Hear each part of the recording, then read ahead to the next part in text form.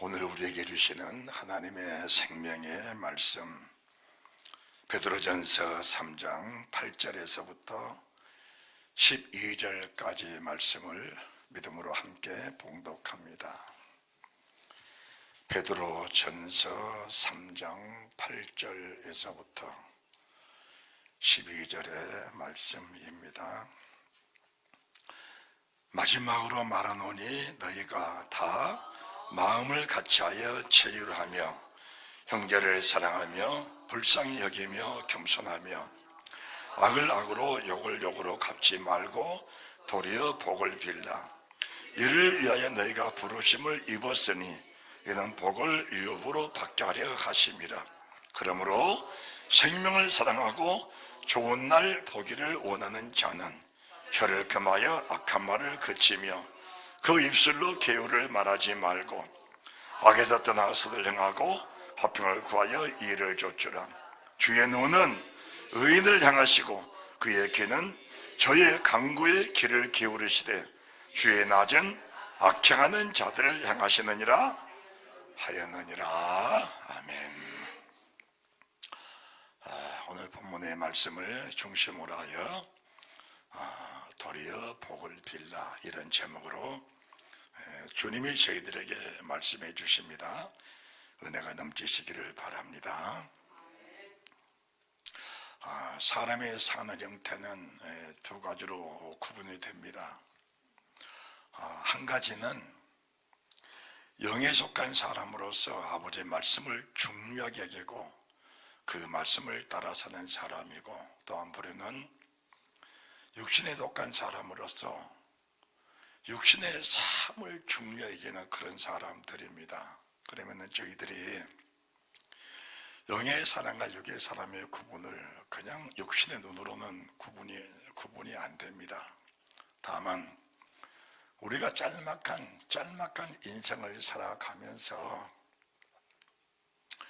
이 세상이 다가 아니다 라는 사실에 믿어지면서 우리가 영원히 살아가야 할 그 영광의 나라를 준비하는 사람과, 나쁘진 않지만은 악하지도 않지만은 이 땅의 삶을 중요하게 여기면서 이 땅에서 사는 삶이 전부라고 믿어져 세상 끝에 자기 모든 생을 바쳐버린 그런 사람들을 분류가 됩니다.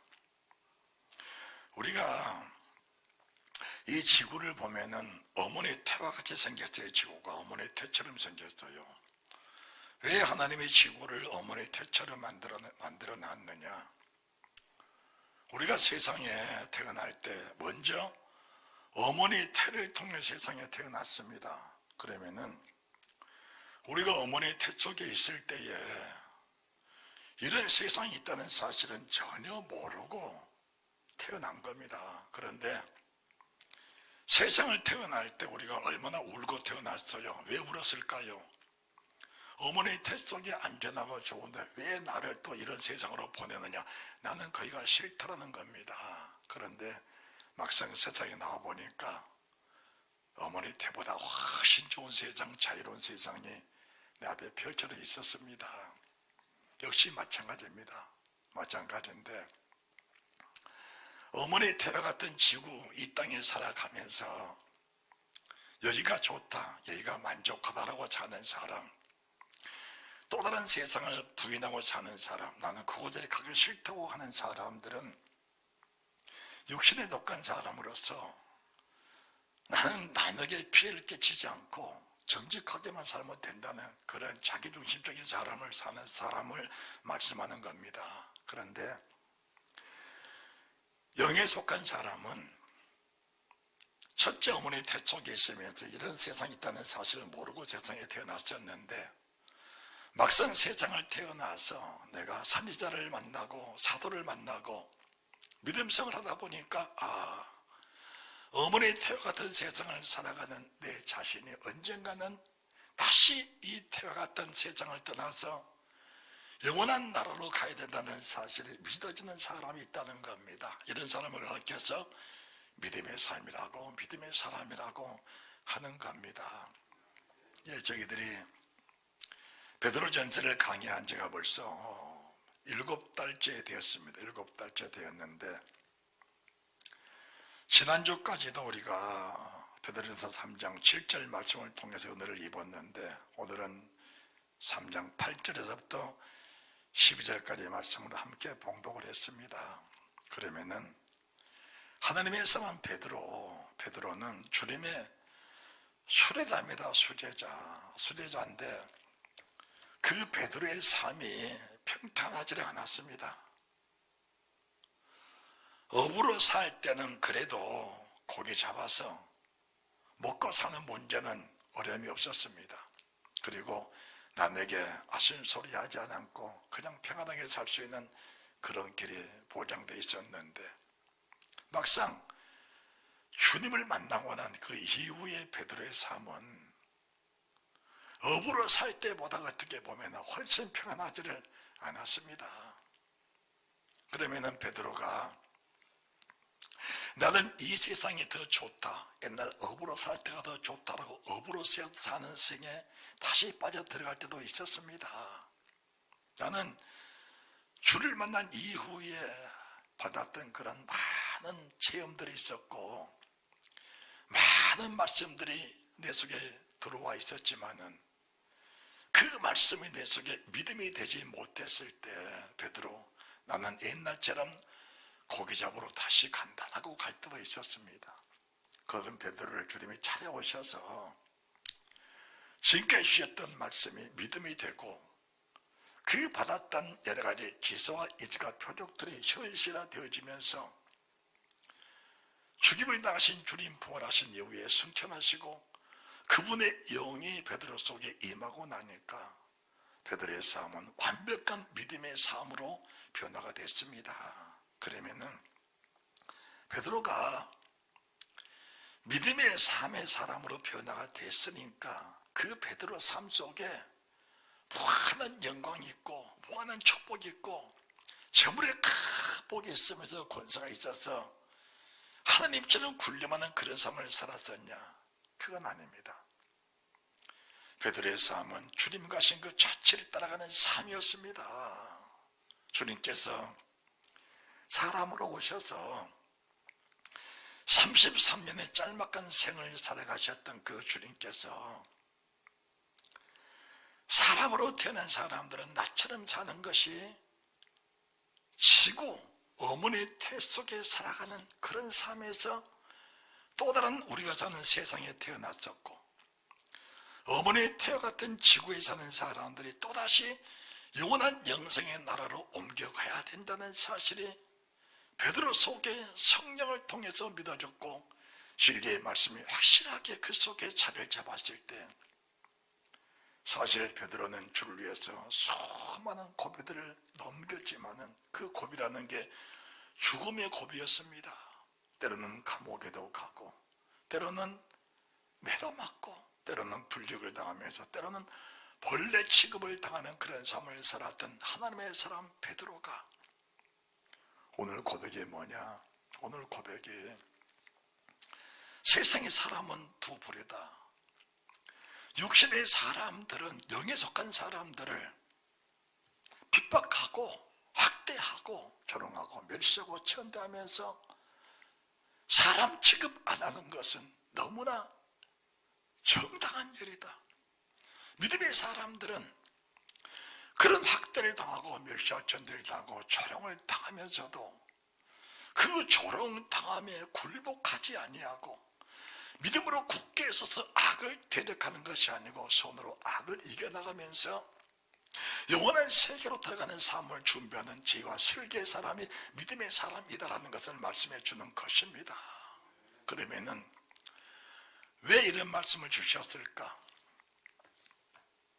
어머니 태와 같은 지구 속에 사는 사람들이 믿음의 나라로 옮겨가는 과정은 이 겉사람 육신의 생각들입니다. 육신의 삶의 방식이라고 말합니다. 육신으로 삶은 삶의 방식이 부서지지 아니하고 육신의 생각이 부서지지 아니하고 어머니의 태와 같은 세상을 살면서 여기에 뿌리 깊이 내리고 살지 않으려면은 하나님의 고난과 환난이 닥칠 때만이 주님 나라를 사모하는 그 영이 임하게 되어 있는 겁니다. 내 속에 있는 영, 내 속에 계신 예수 그리스도를 말씀하는 겁니다.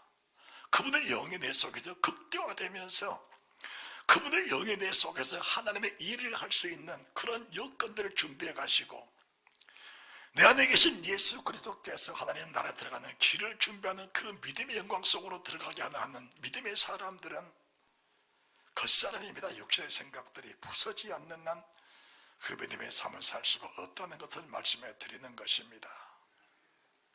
그래서 지금 우리가 베드로전서 1장 1절부터 말씀을 쭉 우리가 함께 참 들어왔었는데 2장 18절 말씀 이하로도 보시면은 사원들아 범죄에 두려워함으로 상대들에게 순복해라.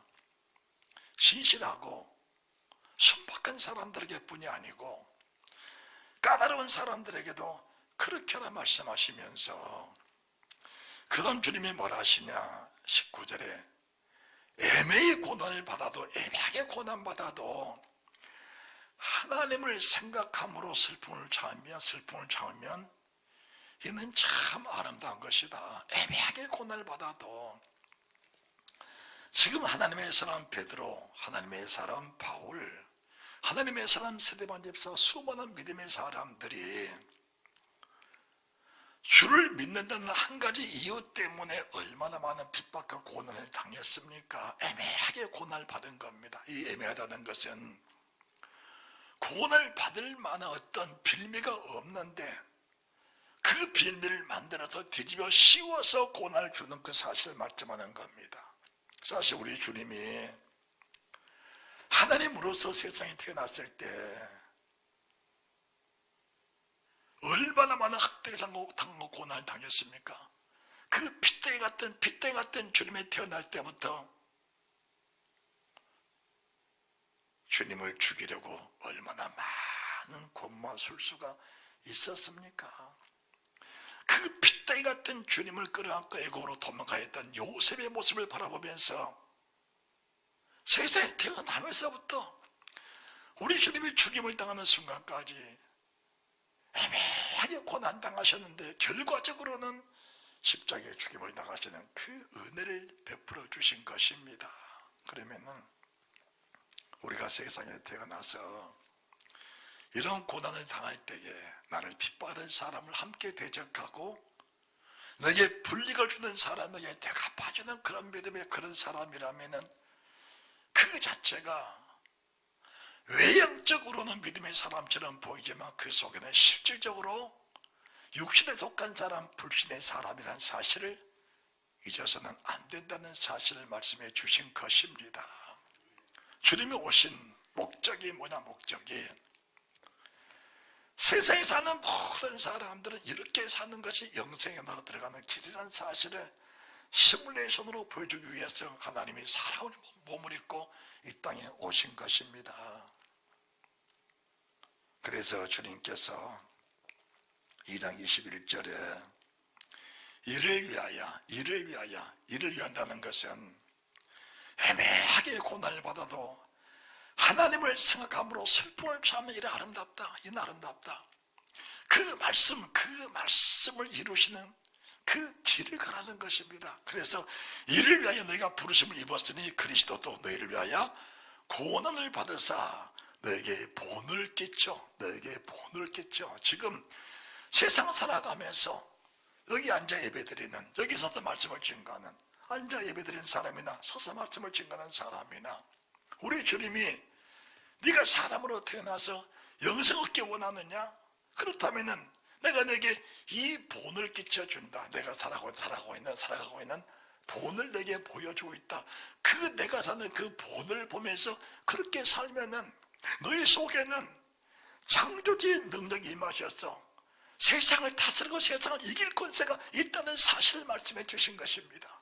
여기에는 악한 자를 이겨라, 싸워 이겨라는 그 싸움이 아니고 네 속에는 믿음을 가지고 악을 다스리는 권세를 주신 하나님께서 세상에 어떤 악한 자가 나를 핍박하고 애매하게 내게 죄를 뒤집어 씌운다 할지라도 억울해하지 아니하고 내가 가서 누릴 영원한 영생 천국을 바라보면서 그 스품을 누르고 참을 수 있는 능력과 그 권세를 하나님이 주신다는 것입니다. 주신다는 거예요. 이 능력을 받고 사는 사람들의 행복은 우리가 말로 표현할 수가 없는 것입니다. 그래서 하나님의 사람 바울이 그 많은 고난을 받았잖아요. 어떻게 보면은 나를 믿느냐, 내가 하는 일을 너도 할 것이고 이보다 큰 것도 할 것이니라, 이렇게 말씀하신 주님께서 이것은 충자들을 살려내고 수많은 병든 사람을 고쳐내고 귀신을 쫓아내는 이런 능력도 능력이겠지만은 그보다 더 큰 능력이 뭐냐? 그보다 더 큰 능력은 그 사람을 다스려 속 사람을 살려내는 이 그 사람을 죽여내고 육신의 생각을 꺾어내고 세상으로 가고자 하는 내 육신의 정욕을 꺾어내면서 주님의 말씀으로 내 자신을 세워가는 그 큰 능력을 하나님이 주신다는 것입니다. 주신다는 거예요. 여기에 우리 속에 있는 하나님의 희락과 기쁨이 없고 하나님의 소망이 없이는 이루어질 수 없는 일들이 그 속에 무한하게 잠재되어 있는 겁니다. 잠재되어 있어요. 세상이 야무지고 똑똑한 그런 수준이 아닙니다. 주님의 12제자를 보면은 그렇게 세상적으로 유명세를 띈 사람들은 거의 없습니다. 거의 없어요. 사실 지금도 저희들이 제가 섬에서 37년을 목회를 했잖아요. 한 교회에서. 섬에 고기 잡는 분들, 고기 잡는 사람들 고작해야 초등학교입니다. 그것도 배우지 못해서 초등학교 나오지 못해서 자기 이름도 쓰지 못한 사람들도 있어요. 있습니다. 그런 사람들 불러다가 주님의 제자로 삼으신 겁니다. 주님의 제자로. 그러면은 당시에 사도계인, 바리새인, 대제사장, 서기관, 장로들 얼마나 많이 배운 사람들입니까? 학식적으로는 그를 따를 적 없는 사람들이 주님의 제자들을 바라보며 사는 말이 뭡니까? 저 학문 없는 범인들, 학문 없는 사람, 무식한 사람들 입에서 나오는 그 말이 왜 이렇게 기탄없이 말씀을 증거하냐라는 것을 그들이 보면서 뭘 느꼈습니까? 그들이 느낀 것은 그들이 하는 일 속에 계신 주님을 본 것이 아니고 학식이 없는 범인들이 하는 그 일만 바라보면서 그들 속에는 시기와 질투밖에 없었던 겁니다. 그래서 끝까지 그들을 죽여 없애서 자기들의 권위와 권세만 나타내렸던 그들 속에 종교성은 충분했지만 영적인 믿음이라고는 찾아볼 수가 없었다는 사실을 말씀해 드리는 것입니다. 그러면 지금도 저희들이 믿음으로 산다는 명칭 아래에서 권세를 부를 수 있는 그 자리에 있을 때에 믿음의 사람들을 정말 내 마음으로부터 인정이 되지 못하고 악한 사람들을 용납할 수 있는 그런 믿음의 여유가 없다면 그 자체를 가리켜서 믿음이라고 말한다는 것은 사실 애매모호한다는 사실을 말씀해 드리는 것입니다. 우리 주님을 보십시오. 주님은 어떤 분이시냐? 2장 22절에서 그분은 죄를 범하지 아니하셨습니다. 그 입에 괴사도 없으셨습니다. 그 다음에 23절입니다. 그런데 주님이 욕을 받으신 분입니다. 욕을 인정 못 받았습니다. 주님을 대접하고 영접하고 주를 경배할 대제사장들이 주님을 끝까지 죽이려고 했고 결국 그들에게 붙잡혀서 주님은 죽임을 당하셨습니다. 죽임을 당하셨어요. 23절 욕을 받으시되 대신 욕하지 아니하시고 고난을 받으시되 위협하지 아니하시고 오직 공의로 심판하신 내 아버지께 이 모든 일들을 다 맡겨주신 겁니다. 다 맡겨주셨어요. 여러분들, 우리 인생이라는 게 그렇게 길질 않아요. 아담이 930년을 살았습니다. 무드살리가 969년을 살았어요. 그런데 930년을 살았던 아담이 지금 세상에 살아 있습니까? 969년을 살았던 무드살라가 지금 세상에 살아 있냐 그 말입니다. 그들은 969년을 세상을 살면서 세상이 아주 가마득하다고 여겨졌을 것이고 969년을 살아가면서 인생의 낙을 누리고 살았다고 한다면 969년을 살았음에도 불구하고 그들의 생은 허무한 겁니다. 허무한 거예요. 허무한 겁니다. 그런데 진정한 선지자들, 주님의 사도들은 세상에 말한 것처럼 제 명대로 살지를 못했습니다. 제 명대로 살지를 못했어요. 우리 주님이 사람으로 오셔서 33세라는 짤막한 청년의 나이에 십자가에서 죽임을 당하신 주님이십니다. 그러면 사람이 그렇게 죽어서 끝나버렸다, 세상이 끝나버렸다고 한다면 사실 그 주를 믿을 이유가 없습니다. 그런데 주님은 죽임을 당하셨는데 죽음에 매이지 아니하시고 하나님의 약속의 말씀대로 그분은 부활을 하셨습니다. 살아나셨어요. 그분이 살아나신 것은 그분이 살아난 것이 아니고 세상의 모든 사람은 세상에 태어나서 어떤 모습으로 세상을 떠나는 간에 나처럼 다시 부활한다는 사실을 세상 모든 사람에게 다 보여주신 겁니다. 다 보여주셨어요. 우리가 지혜가 있다는 것이 뭐냐? 나도 언젠가 세상을 떠나게 되는데 내가 세상을 떠난 이후에 영원히 썩어 없어져 먼지 티끌 속에서 함께 흙으로 돌아가 버린 것이 아니고 언젠가 마지막 나팔이 울려 퍼질 때 내 자신도 다시 살아야 된다는 사실이 믿어지는 겁니다. 그러면은 다시 살아나는데 주님이 십자가에 죽으실 때에는 처참하리만큼 찢기고 상한 몸으로 세상을 떠나셨습니다. 무리에는 가시관을 뒤집어 쓰셨고 온몸에는 새 갈고리가 달린 채찍에 맞으셔서 살이 찢어지는 그런 고통을 당하셨습니다.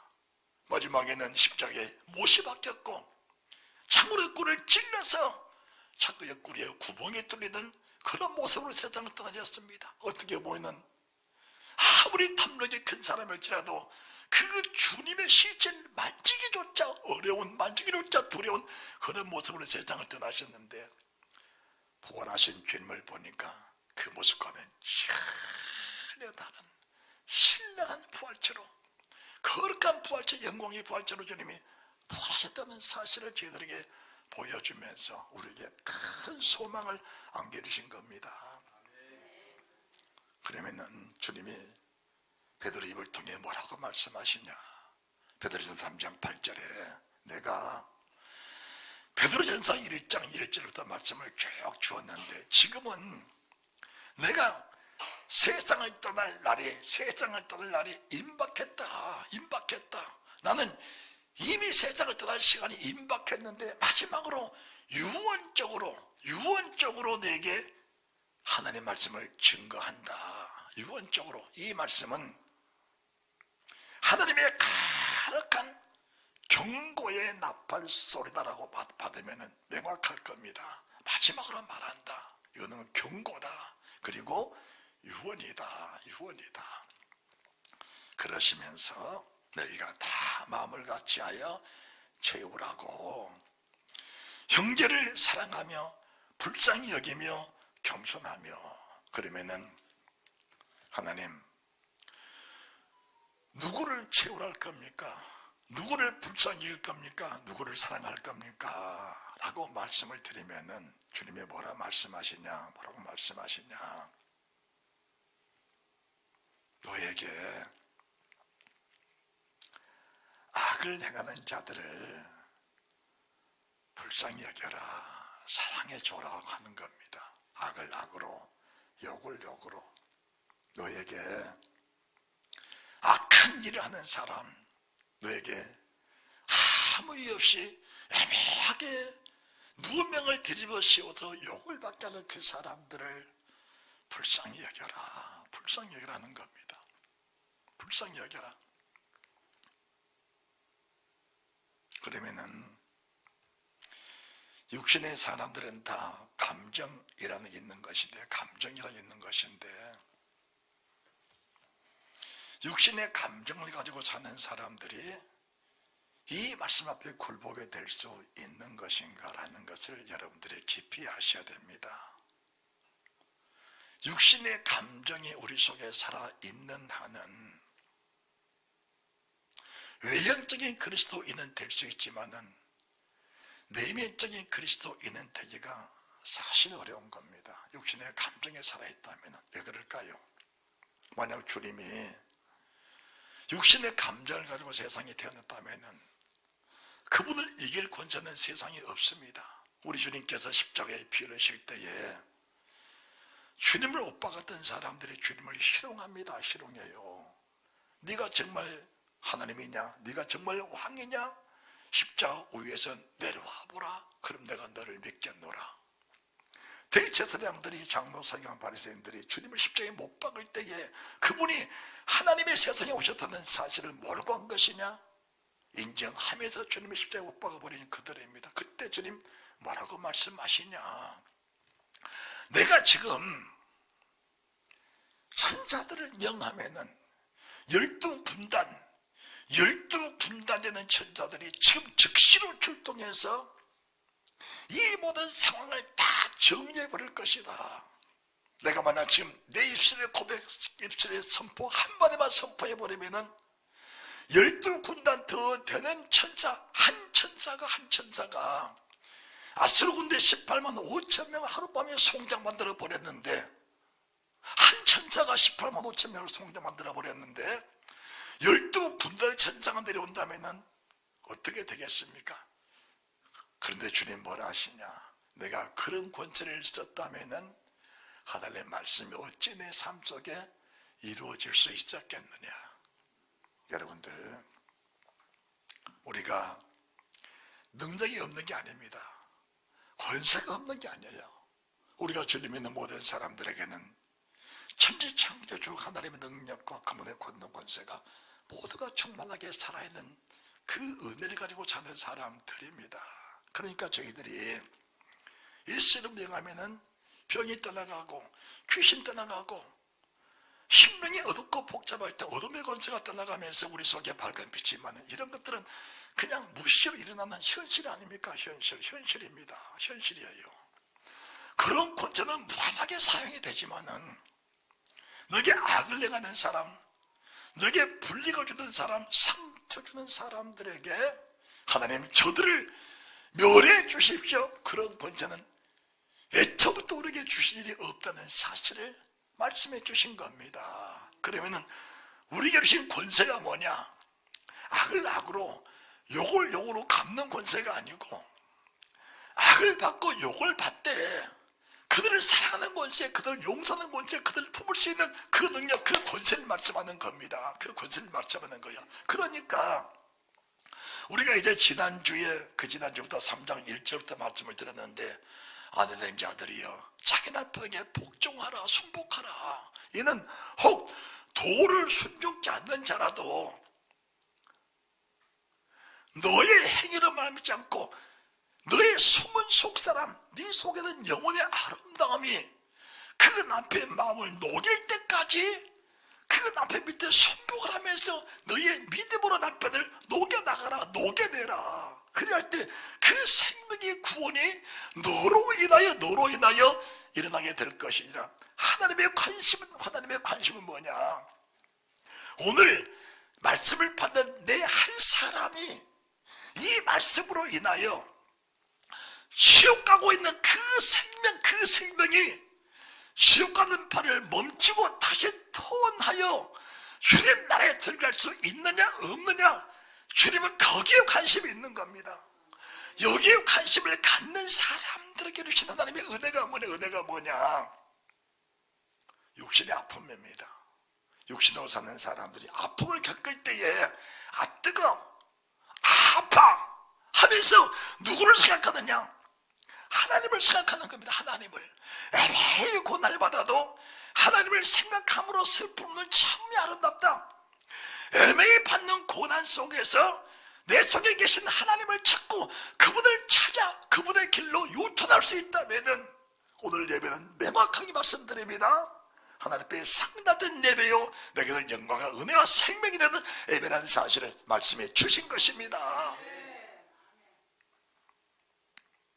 로마서 12장입니다. 로마서 12장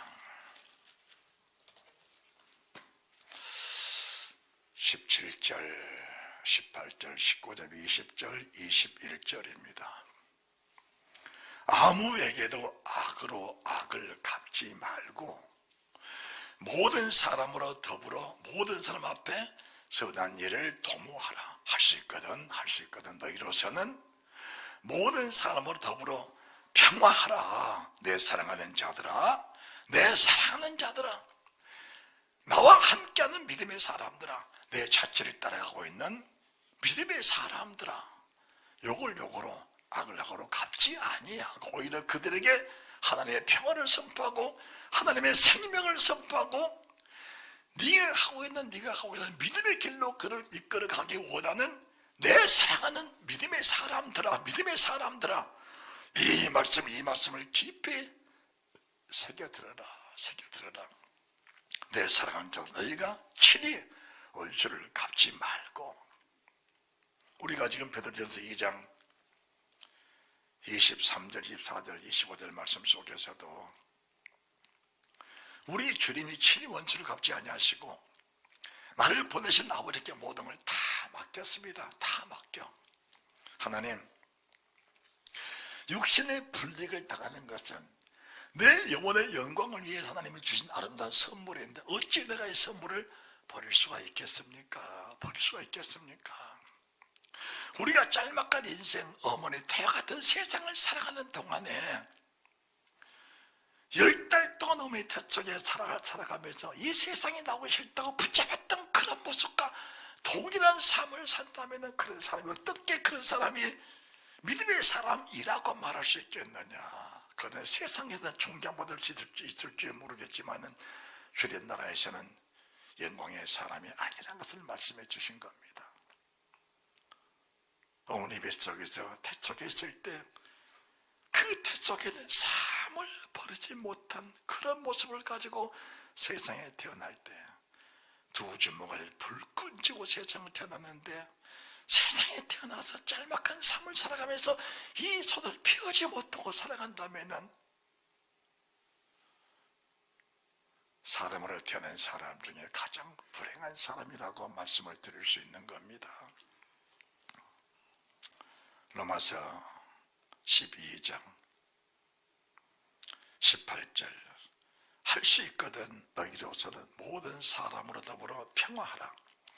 내 사랑하는 자들아 너희가 친히 원수를 갚지 말고 진노하심에 맡기라. 기록되었으되 원수 갚는 것이 내게 있으니 내가 갚으리라고 주께서 말씀하시니라. 그러시면서 주님, 그러면 우리가 주님 앞에서 믿음으로 사는 내 자신이 어떻게 살까요?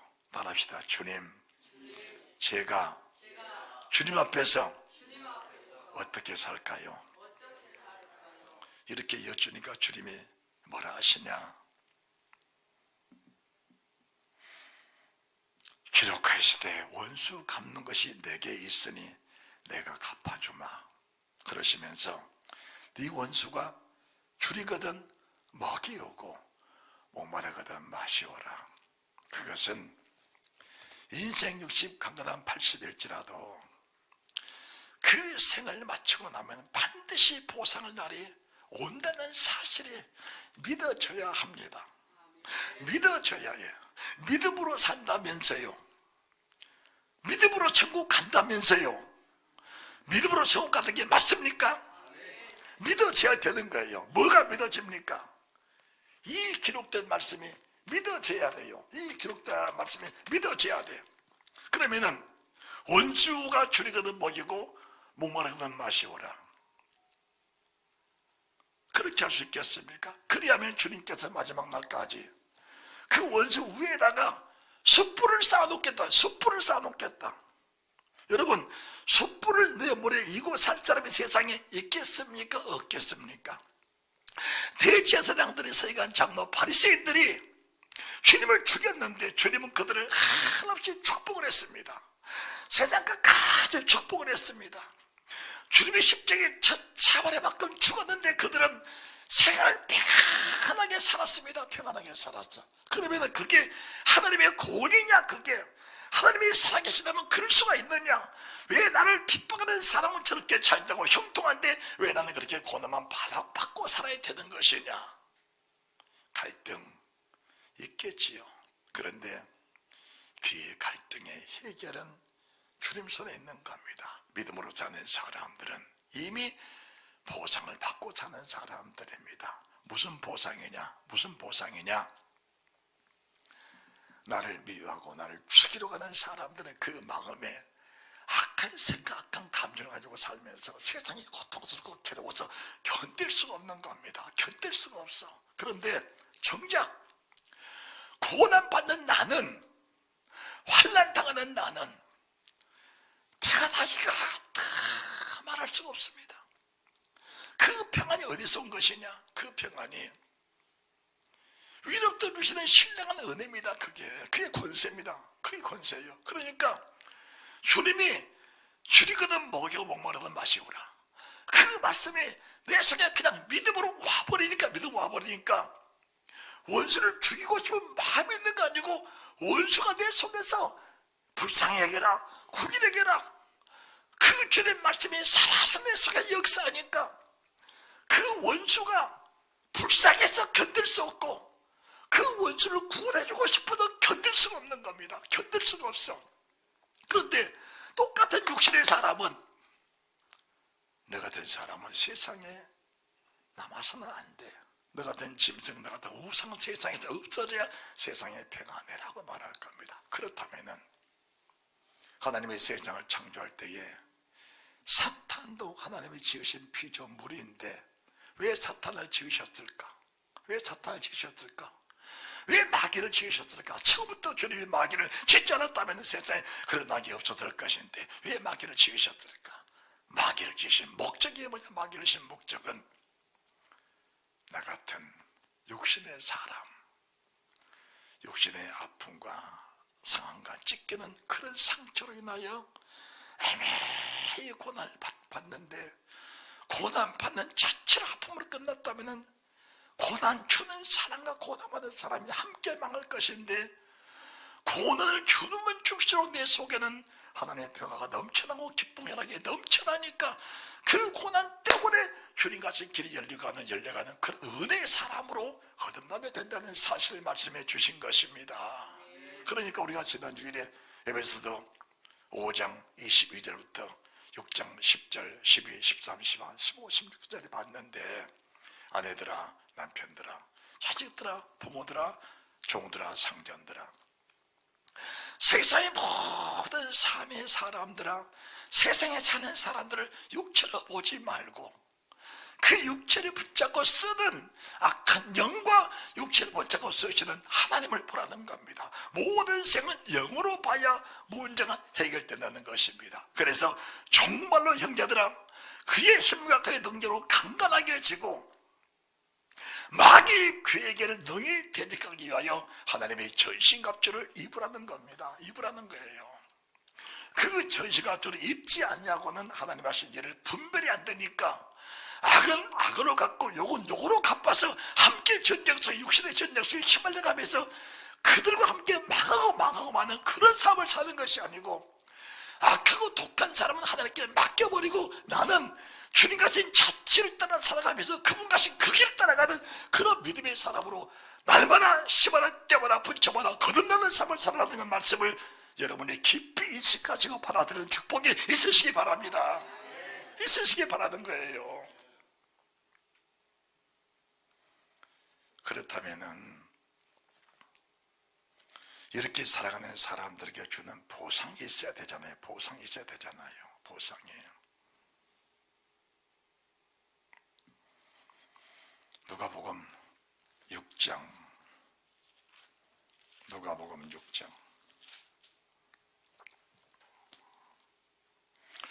27절에서부터 말씀을 보십니다. 누가복음 6장 27절. 그러나 너희 듣는 자에게 내가 이르노니 너희 원수를 사랑하며 너희를 미워한 자를 선대하며 너희를 저주한 자를 위하여 축복하며 너희를 모욕하는 자를 위하여 기도하라. 더 심각한 문제는 뭐냐? 그 다음 구절이 내 입밤을 치는 자에게 젖밤을 돌려대며. 세상에서 가장 연약하고 가장 무능한 사람들이 당하는 그런 일입니다. 그런데 세상에서 가장 무능한 사람들에게 주신 말씀이 아니고 가장 능력이 있는데 가장 연약하게 사는 사람들의 모습을 말씀하는 겁니다. 나를 핍박하는 사람들에게 내가 권세를 부려서 그들을 자락할 수 있고 그들을 휘어잡을 수도 있고 더 큰 능력을 가지고 그들을 이길 권세도 있지만은 그 권세를 사용하지 아니하고 주님의 사람으로 오셔서 받았던 그 고난의 길을 그들을 가기 원하는 믿음의 사람들을 말씀하는 것입니다. 어떻게 보면은 바보스럽기도 하고 미련한 사람 같기도 합니다. 그런데 십자가의 도라는 것은 자기 생각을 가지고 사는 사람들에게는 해당이 안 되는 겁니다. 자기 권세, 자기 능력을 사용하는 사람들에게는 십자가의 도가 해당이 안 되는 겁니다. 누구에게 해당되냐? 십자가의 도가 미련한 자들에게는 하나님의 능력이요 지혜로운 자들에게는 거치는 반석이다, 거치는 돌이다. 십자가의 도가 미련한 자에게는 하나님의 능력이 되지만은 자기의 생각을 가지고 사는 사람들에게는 십자가의 도 자체가 거치는 십자가다, 거치는 반석이다.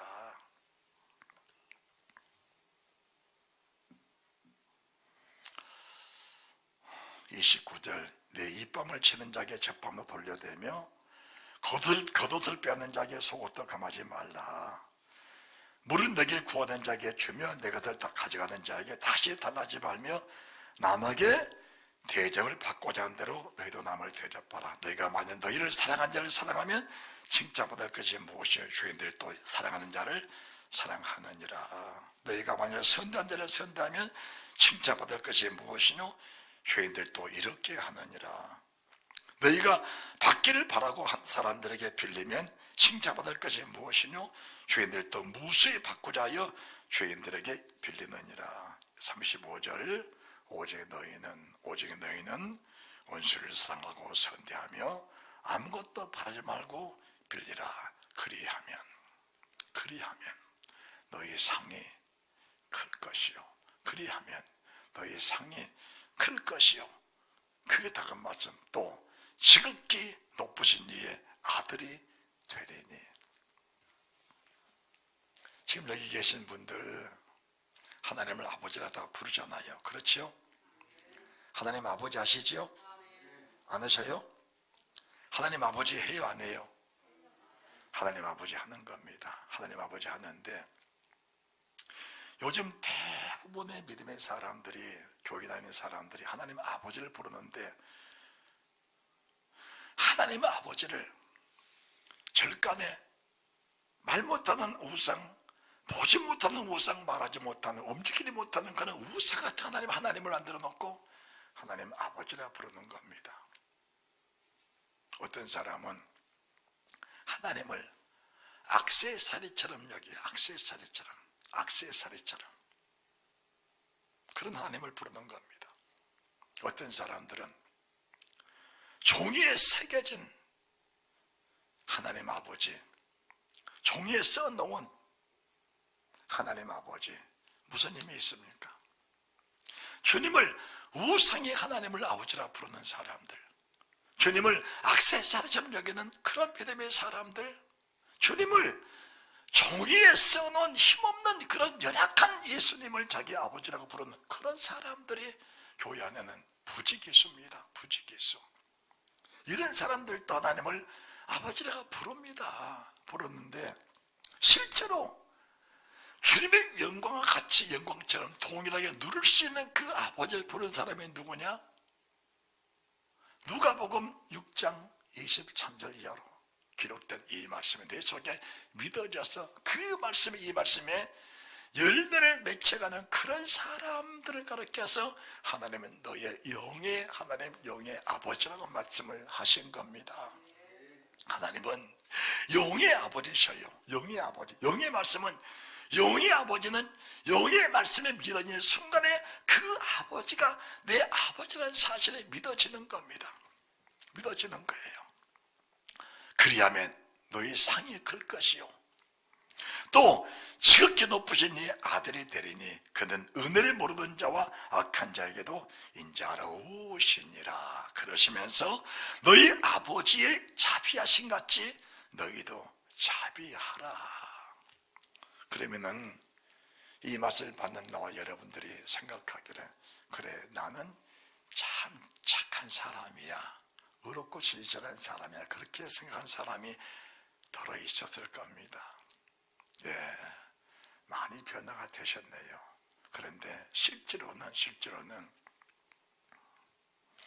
27절의 말씀처럼 이 악한 사람이 누구였냐? 내 자신이었습니다.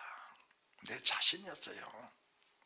내가 만약에 신실한 하나님을 믿고 의지하면서 그분의 영의 속에 오시지 않았다면 아마 27절에 기록된 사람보다 훨씬 더 악한 사람이 내 자신이 아니었을까라는 것을 말씀해 드리는 겁니다.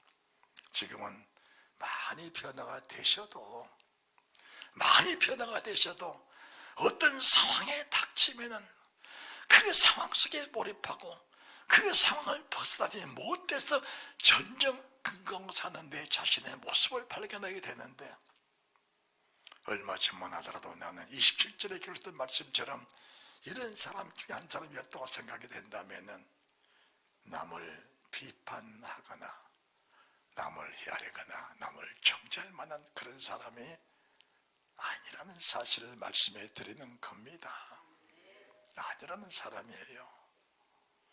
그러면 저희들이 지극히 높으신 그분의 아들이 되는 조건이라는 것은 영의 사람이 영의 하나님 영의 아버지면 영의 아들로 변화가 되는 사람이 영의 하나님을 영의 아버지라고 부를 수 있는 조건이 되는 겁니다.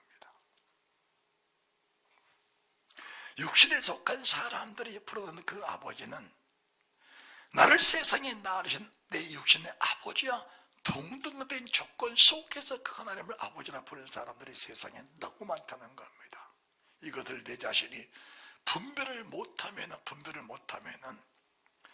세상을 떠나가는 순간까지 나를 낳으신 육신의 아버지처럼 하나님을 섬기면서 그분이 하나님의 아버지라고 말하는 사람들이 너무나 많은 거예요. 사실은 그게 아닌데 육신의 아버지는 육신의 아버지고 영의 아버지는 영의 아버지인데 영의 아버지가 뭐냐? 내 말이 영이요 생명이다. 주님의 말씀 한마디의 말씀에 믿어져서 열매를 맺는 그 사람이 영의 아버지 아들인 겁니다. 영의 아버지 아들. 이런 사람은 하늘의 큰 상이 예비되어 있는 겁니다. 그러면은 하늘의 상이 예비된 사람들은 하늘의 소망이 넘쳐나기 때문에 땅에서 일어나는 모든 일들은 나를 살리기 원하시는 내 영의 아버지가 하시는 거룩한 일이라는 사실이 믿어지니까 나를 살리기 원하시는 아버지 하시는 일이라는 사실이 믿어지니까 그 일에 매일 수가 없는 겁니다.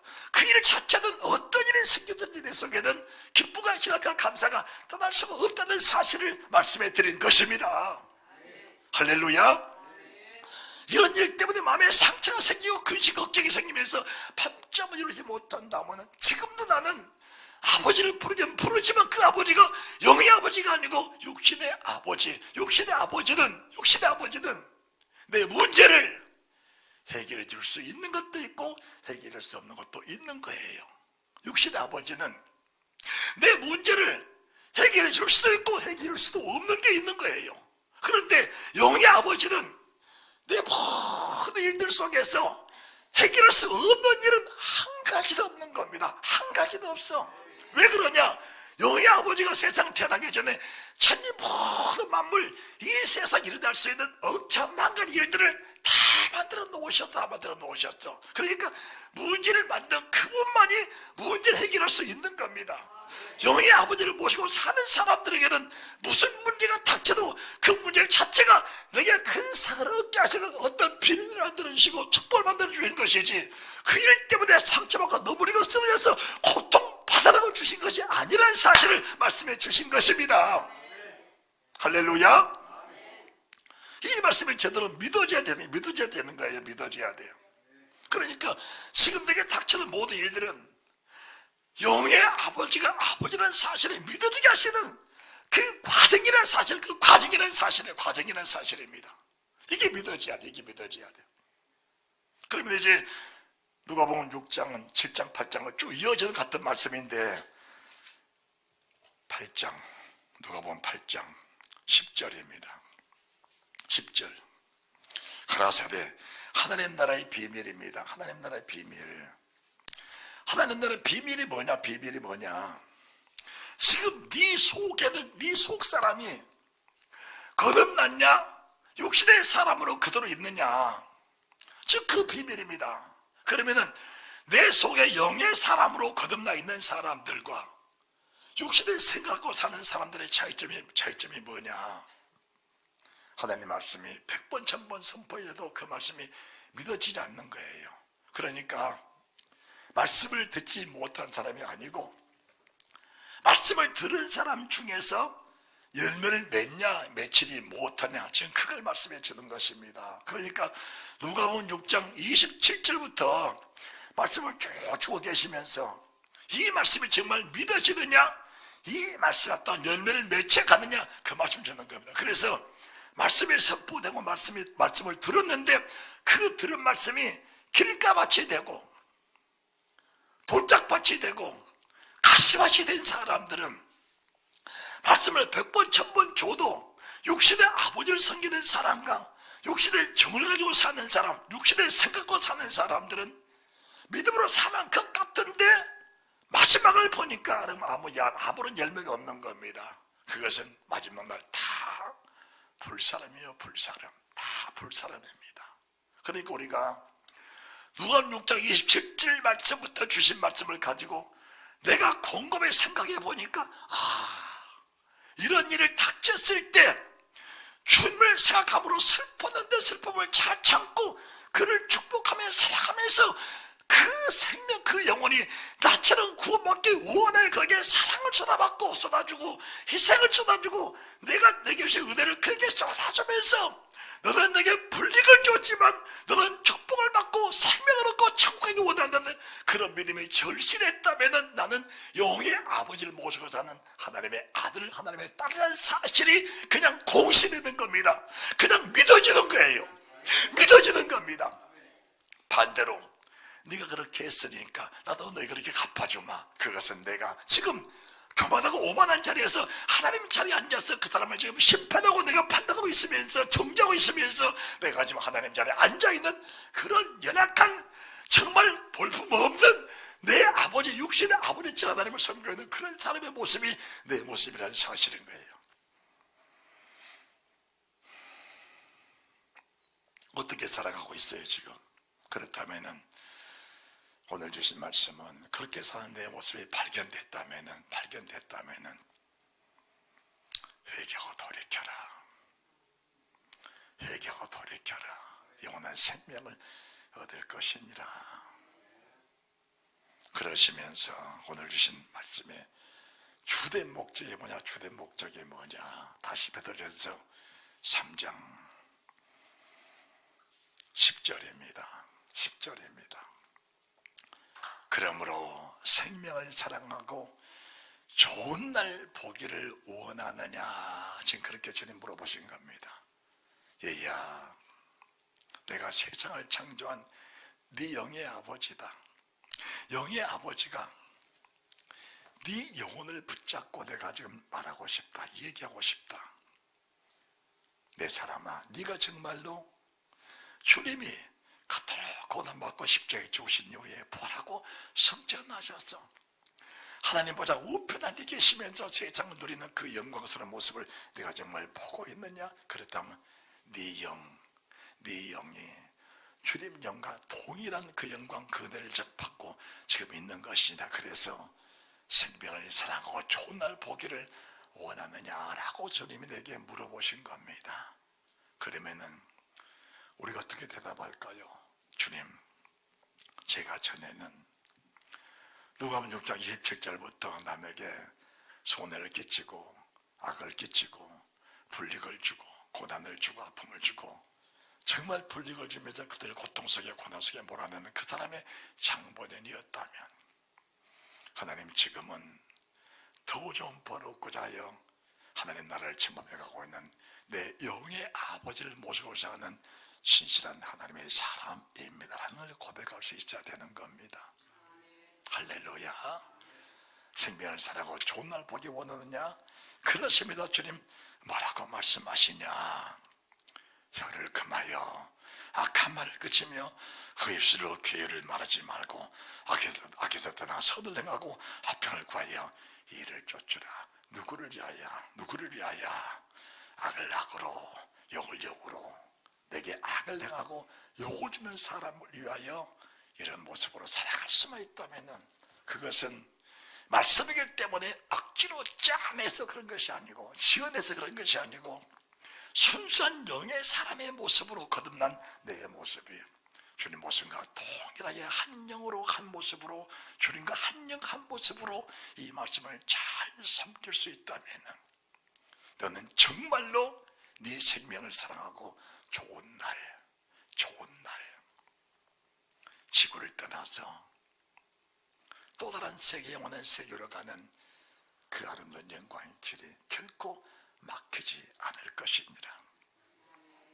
이 말씀을 삼가 잘 받으시면서 생명을 사랑하고 좋은 날 보기 원하십니까?